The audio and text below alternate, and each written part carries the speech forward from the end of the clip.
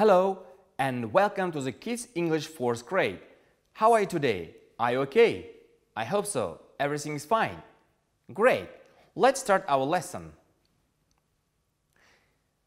Our lesson today is revision of previous lessons. So, dear peoples, come closer to TV set and let's start to make some tasks about previous lessons.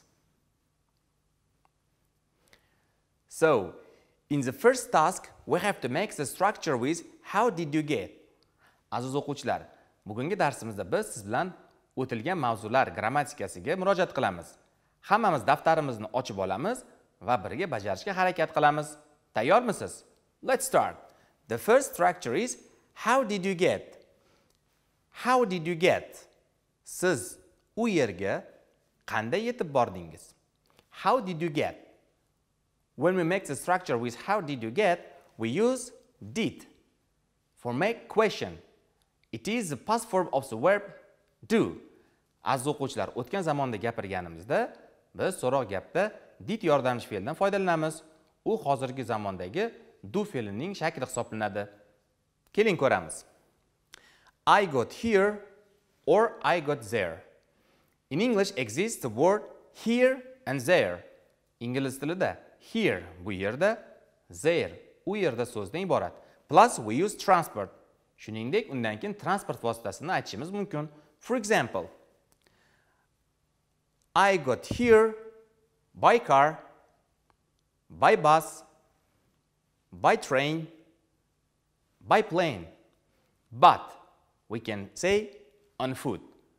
Ya'ni aziz o'quvchilar, transport vositalari bilan biz by so'zidan foydalanamiz. Piyoda yurganimizda esa on qo'shimchasidan foydalanamiz. See, I got here by car. I got there on foot. Is this clear? If you understand, you have to write 3 sentences. Aziz o'quvchilar, daftarimizga 3 ta misol yozib olamiz.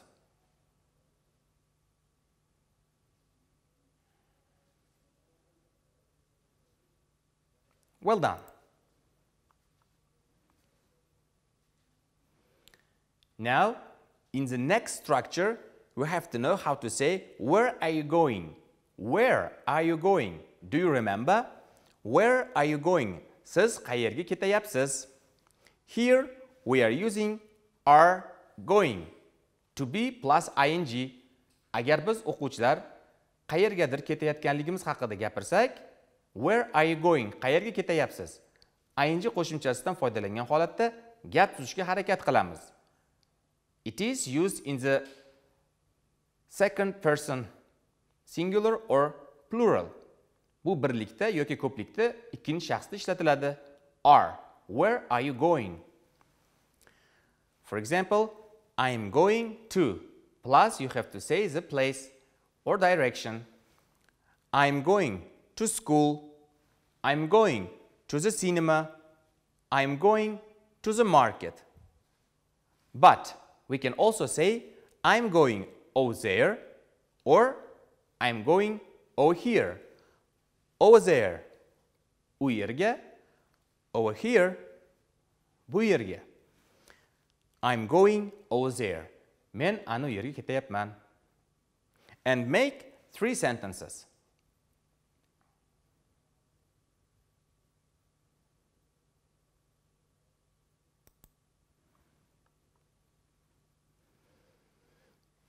So, in this structure, you have to know how to say, how are you going there? How are you going there? Siz u yerga qanday borasiz? How are you going there? I'm going there by plus transport. For example, I'm going there by bus. Men u yerga avtobusda boraman.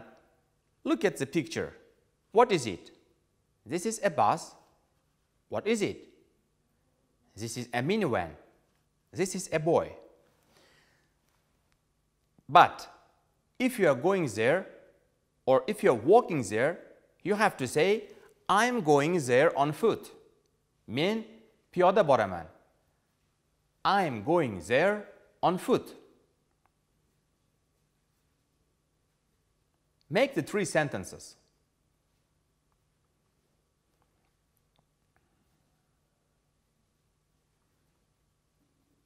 Great.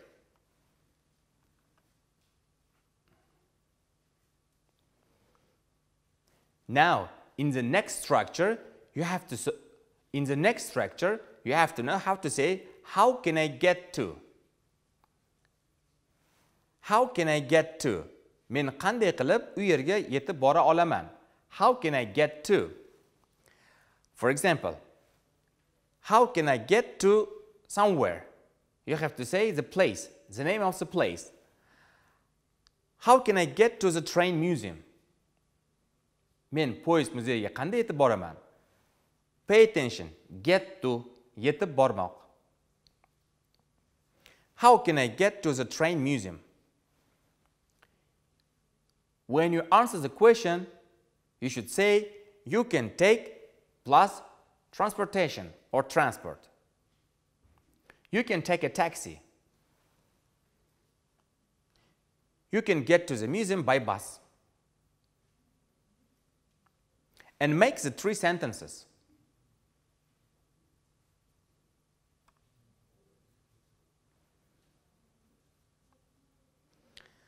The next one is, can we get there by?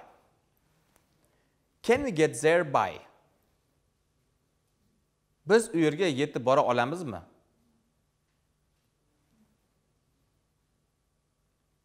For example, we can use, can we get there by plus transport? You have to say one of the transport. Can we get there by metro? Biz u yerga metroda yetib bora olamizmi? And when you answer, you can say, you can take a bus number 38. Siz u yerga 38-chi avtobusda yetib borishingiz mumkin.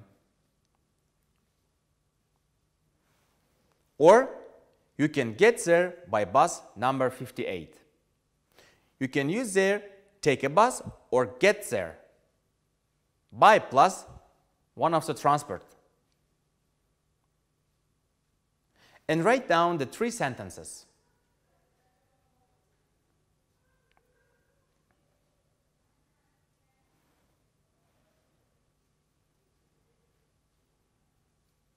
Is this clear? Okay. So, in the 6th structure, you have to know how to say, I'd like to. I'd like to. Men biror narsani xohlardim. For example, I'd like to plus verb. I'd like to see a museum. Man muzeyni ko'rishni xohlar edim. I'd like to see. To see is the verb. Where? A museum. I'd like to go to the cinema. What are you going to do? Or what would you like to do? Men kinoteatrga borishni xohlar edim. I'd like to see. I'd like to go. So, write down the 3 sentences.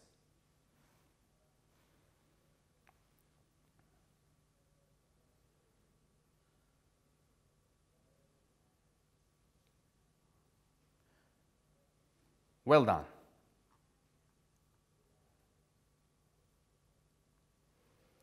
Here in the next task, you have to write about Great Britain. Do you remember? Great. There are 3 questions. What is the biggest country of Great Britain? What's the capital of Great Britain? And what's the biggest city of Great Britain? Write down on your copybooks.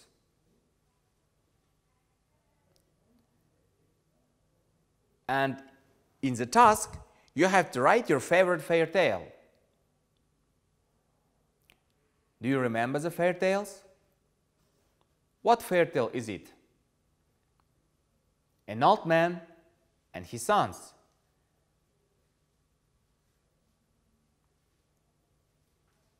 Do you understand? Well done. And now, dear pupils, open your workbook. Page 72. We will make the progress check. In the first progress check, you have to listen and underline the correct words. Before listening it, let's read it. Now, are you ready? Listen. Good morning. Good morning. Can I help you? We want to go shopping. Do you have markets in Tashkent? Yes, we have a lot of markets. Alay Market, Charsu Market. Oh yes, we'd like to go to Charsu Market. How can we get there? You can take a taxi or go by metro. Oh, good. We can see Tashkent Metro. What metro station is it? It's Charsu Station. Can we buy fruit there? I'd like to buy apples and pears. Yes, there are a lot of fresh fruits and vegetables. Can I buy books there? Yes, there are a lot of bookshops next to the market. Thank you. Listen again. Good morning. Good morning. Can I help you? We want to go shopping. Do you have markets in Tashkent? Yes, we have a lot of markets. Alay Market, Charsu Market. Oh yes, we'd like to go to Charsu Market. How can we get there? You can take a taxi or go by metro. Oh, good. We can see Tashkent Metro. What metro station is it? It's Charsu Station. Can we buy fruit there? I'd like to buy apples and pears. Yes, there are a lot of fresh fruits and vegetables. Can I buy books there? Yes, there are a lot of bookshops next to the market.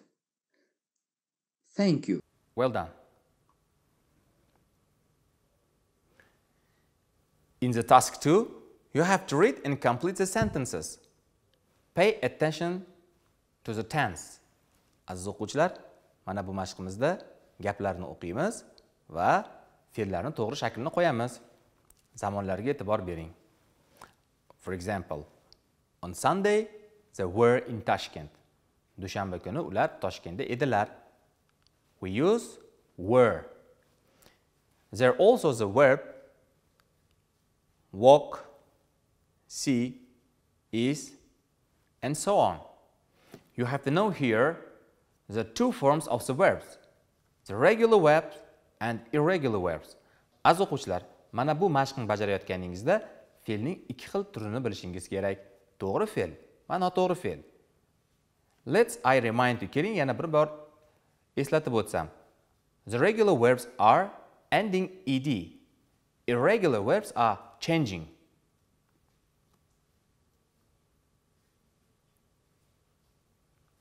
Well done.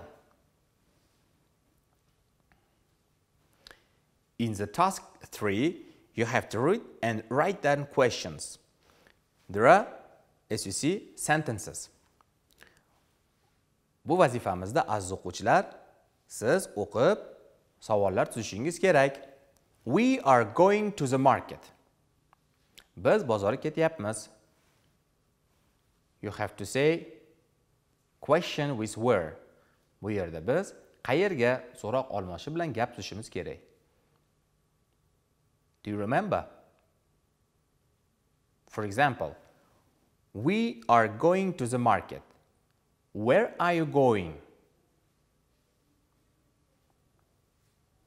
Do it yourself. Mustaqil bajaramiz.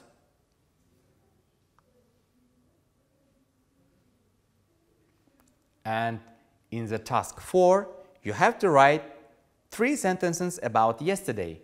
What did you do yesterday? And dear peoples, don't forget to send your progress checks to your teacher by online, and I hope you will get 5. This is the end of our lesson, and I know that after today's lesson, you have more information how to make the structures. See you next time. Goodbye.